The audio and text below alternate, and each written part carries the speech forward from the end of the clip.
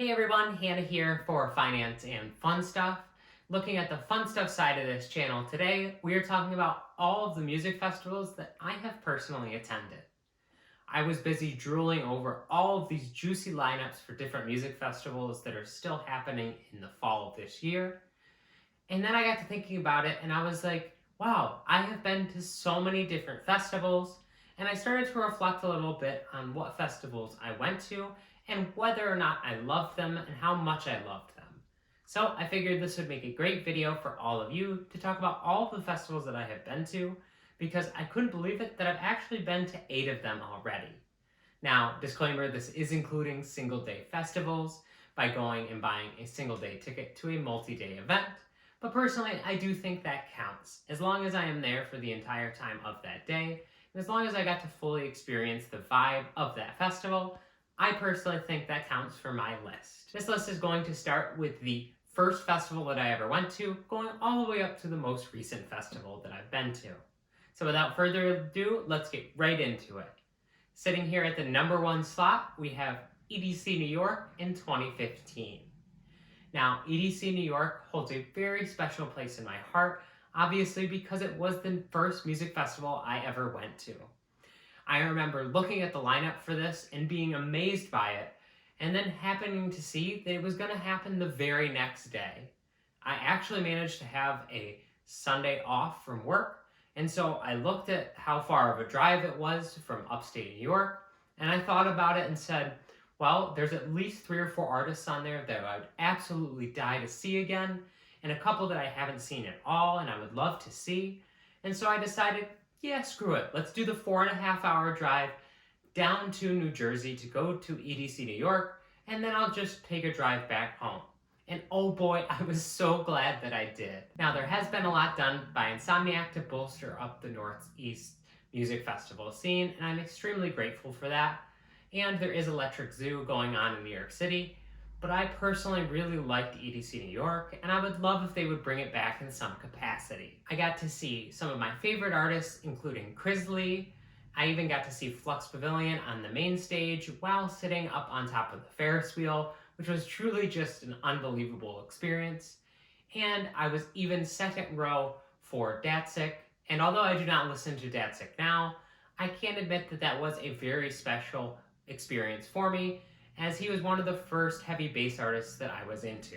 Next up, we have probably the biggest heavy hitter on this list, and that is EDC Vegas for 2016. Now, this was a really special music festival experience for me. I decided to bring a couple of my friends along with me, and it was an absolutely awesome experience to go all the way across the country and see this truly amazing, one-of-a-kind festival. I really did not comprehend the size of the festival until we got there, and unfortunately, getting to see a knife party set was absolutely incredible and felt like a one-of-a-kind experience. I even got to see Marshmello during that iconic moment where he took off his head and it was actually Tiesto. I think it goes without saying that I would recommend EDC Vegas to absolutely anybody. Next up, we have a nice little break here. I was deep into a heavy part of my substance abuse addiction, and so I unfortunately did not get much exposure into festivals during this time. But the next festival that I went to, I was able to go to Bonnaroo in 2019. Now, this was also after I met my lovely wife, Sage, and so we got to experience Bonnaroo together. Now, this was an amazing festival because our friends Molly and Garrett decided to go with us, and it just made the experience so much better. This was our first camping festival, and we truly got to experience what camping is like, having your friends right over on the other side of the table and having a canopy in between both of us. It really was an awesome experience to be able to hang out with them before and after sets, and Bonnaroo really has a special place in my musical heart because it is such a bridge between so many different genres. The only reason that our friends Molly and Garrett were going was because there were so many people that they were genuinely interested in. The year before, Molly had seen Eminem there, and so I knew there was a very vast number of genres there. But the year that we went, Fish was one of the headliners, and while I was not super excited about them, there were plenty of people I was excited about. I was excited about seeing Juice WRLD for the second time, and little did I know it would be the last, but it makes it so much more special that I saw him at Bonnaroo. We also saw our first Millennium set there, and oh my gosh, all of the feels for that Millennium set.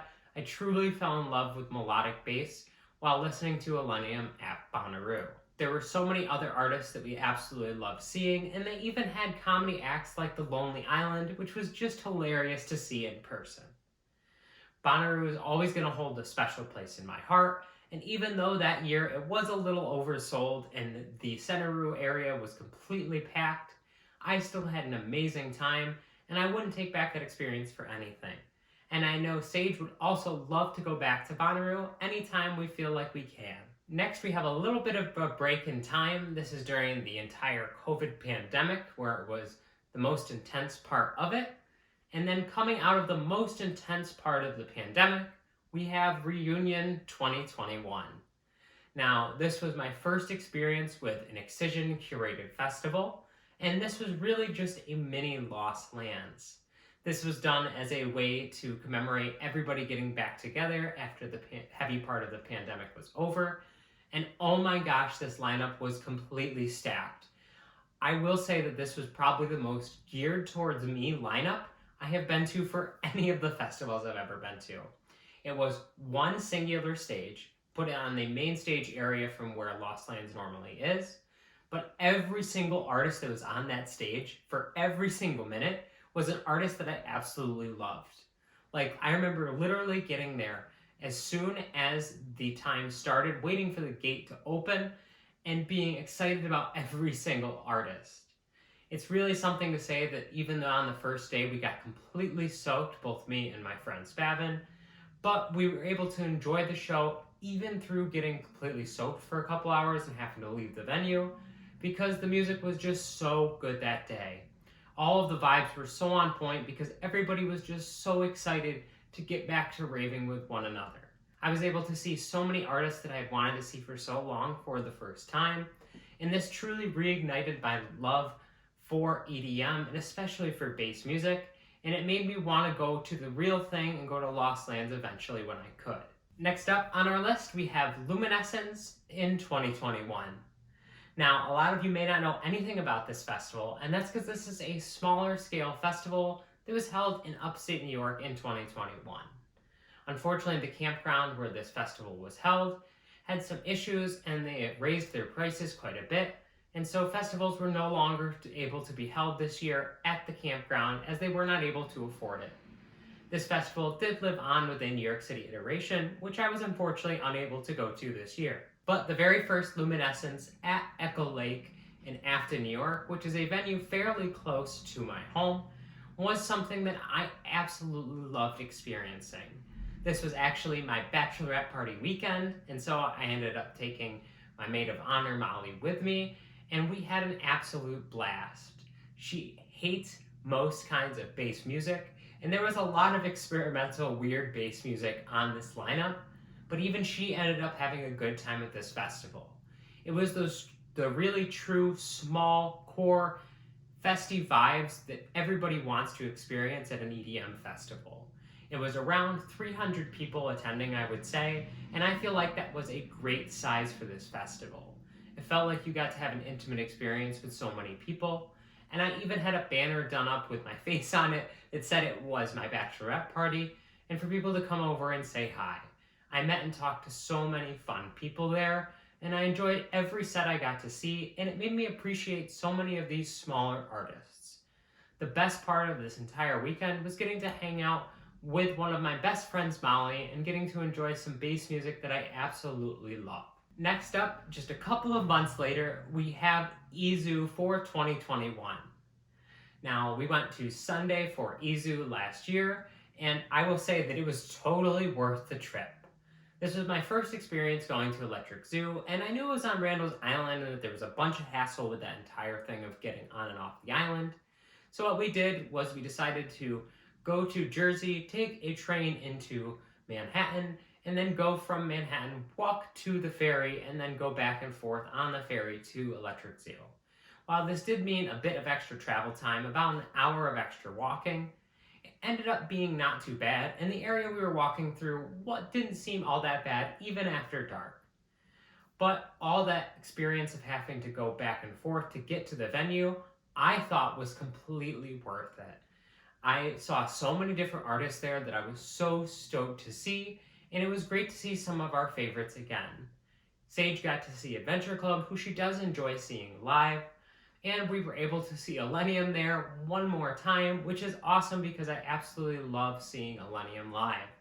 It was nice to be able to enjoy those songs with my wife again, and it was truly a magical experience. There were a couple complaints that I had about Electric Zoo, one of which was pricing. I feel like it was definitely a little inflated, and this was pre the super inflationary period that we are in currently.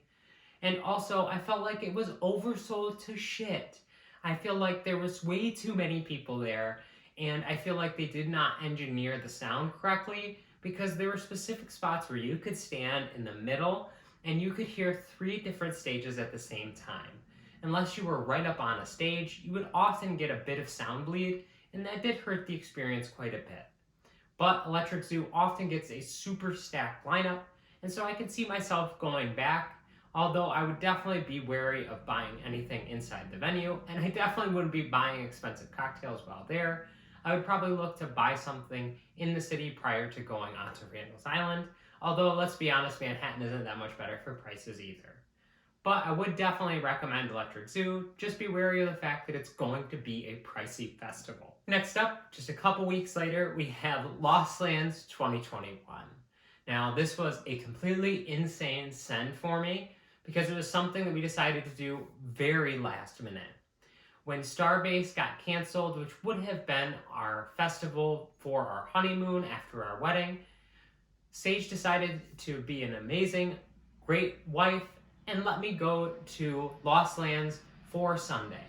That's right, we decided to send it all the way to Ohio, back to Legend Valley, so that way I could go just for one day. And the primary motivating factor for going all the way back there was not only the level up set that I saw in the morning, but it was also the Excision throwback set on the main stage that was covering a lot of music from back when I first fell in love with X. And so I was so excited to go see that, and I am so happy that my wildest dreams were able to come true, and we were able to go to this fest just for this last day. It was truly worth all of the money and time that we spent getting there, but unfortunately, we ended up catching COVID. I think I caught it first, and then I eventually gave it to Sage while we were staying in the apartment. And because this festival was so darn close to our wedding day, we ended up both being in our quarantine time over the day that should have been our wedding last year. So unfortunately, our wedding had to be postponed an entire year again. And so that makes me extremely sad and a little bit regretful for our trip to Lost Lands last year. But I will say the vibes at Lost Lands were insane, and I was happy to get to experience it, even if it was just for one day. And here we are at the most recent music festival that I have been to. I went to this one just a couple months ago, and that is Forbidden Kingdom in 2022. Now, this is a festival held in Orlando, Florida at the Central Florida Fairgrounds. Now, I've heard so many good things about this festival from people who live down in Florida, and so I was really excited to be able to experience it for myself. And oh my gosh, Forbidden Kingdom definitely did deliver. The lineup for this year was absolutely insanely stacked, and it made me so happy that we bought our tickets for it well before the lineup even came out. Definitely the highlights of the weekend were the Level Up set, but also the Sullivan King back-to-back Riot 10, which was a back-to-back that I never knew I needed so badly, but after getting to experience it, I loved it so much. I was also able to see Sudden Death for the very first time after missing him multiple times, and I was so excited that I was able to get to see his new project there. I also got to experience the after-party scene a little bit, which was something I'd always wanted to do from these city-type festivals that end early that don't have camping.